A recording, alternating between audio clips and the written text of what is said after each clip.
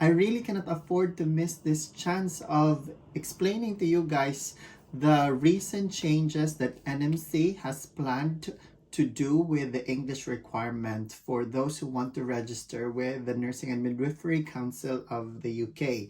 So I will give you 5 things you need to know about the recent changes that will happen in January 2023. So it's been 2 years in the making before NMC had decided to come up with a consultation regarding the changes that should happen in the English requirement for registration.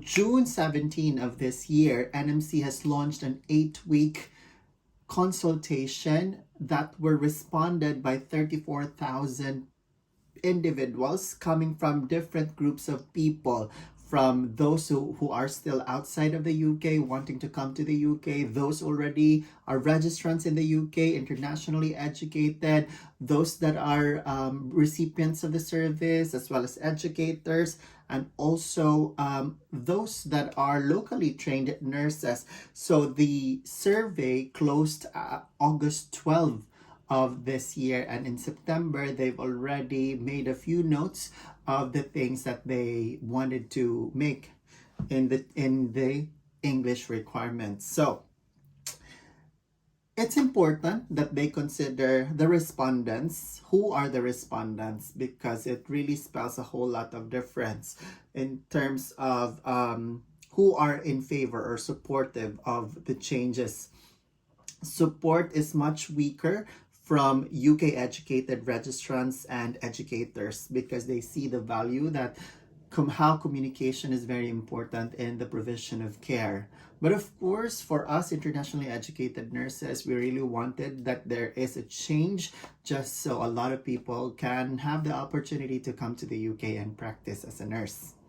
So I will give you 5 things you need to know about the changes to the NMC English requirement. 1. The scores required have not changed for both IELTS and OET. So let's get that clear first. So there are no changes in the scoring. So for listening, reading, and speaking, it's a 7 and 6.5 in writing. In OET, that equates to listening, reading, speaking of a score of B and a score of C+ for writing. Again, let's get that straight. There are no changes to the scores required. Number 2, the period in combining the test scores has now been extended to a year, because previously it's only allowable that you can merge or club your scores in a period of 6 months. But now it's already up to 1 year. Say for example, you've taken the examination in January and you got, let's say, a speaking score of C+, then all you need to do is take the examination again, take all 4 components, and get a B score in June, and you can then club the scores. This time, it can now be for a full year, so you can combine the scores. Number 3, they now have standardized the combination of test scores. So the NMC will now accept combined test results of a total score of 7 or B, providing that no part of the test has scored half a point or half a grade than the minimum required. If an applicant scored 6 or a C in writing, where the minimum score is C+ or 6.5, then they would still be able to combine the scores, because the score is no less than half a point or half a grade. In simple terms, if your scores are the following: listening B, reading C+, writing C+, and speaking B, so you need to get a B the next time you take the examination. But this time around, you can already combine the scores because you got a C+. However, if your score is listening B, reading C, writing C+, and then speaking B, then that would mean to say that you cannot combine the score because you've scored more than half a point or half a grade of the required score. Number 4.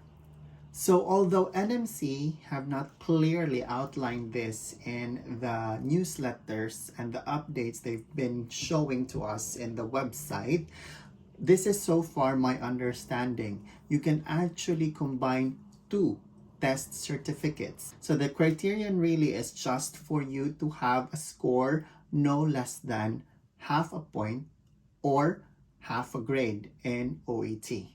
So if you comply with that, then definitely you can combine 2 test certificates, either IELTS or OET. Number 5. This is a very important change to all our internationally educated nurses who have already been in the UK and have been helping the NHS for quite some time. Those who are working as senior healthcare assistants or healthcare assistants, you can also now have other supplementary information as part of your requirements to comply with the English requirements. So number 1, you need to have been working in the UK for at least 1 year, 12 months within the last 2 years in a healthcare setting. That's number 1. All right.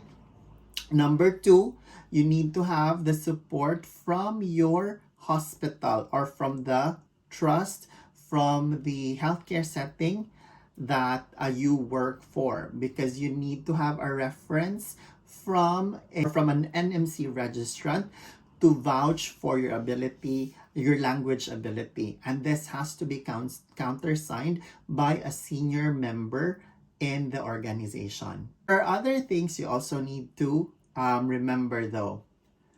2 things, either of the 2. Number 1 is you should have a narrowly missed English examination score, either IELTS or OET. So meaning in IELTS, let's say you scored a listening score of, let's say 6.5, reading is 6.5, writing is 6, and then speaking is 7. So that's half a point closer to the required score, right? So that's narrowly missed. So you can also submit that if, again, you've already worked in the UK for at least a year in a period of 2 years. Now, let's say in OET, you scored listening is B, reading is B, writing is C, and then speaking is B, then, of course, that would also be acceptable. You can use that as a documentation for your English qualification or your language ability, to support your language ability.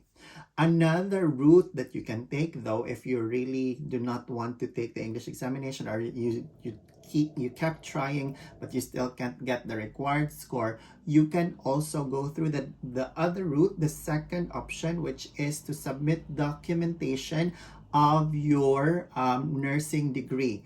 This is a nursing degree that is taught in a country where English is not a first language, but the delivery or the medium of instruction is in English.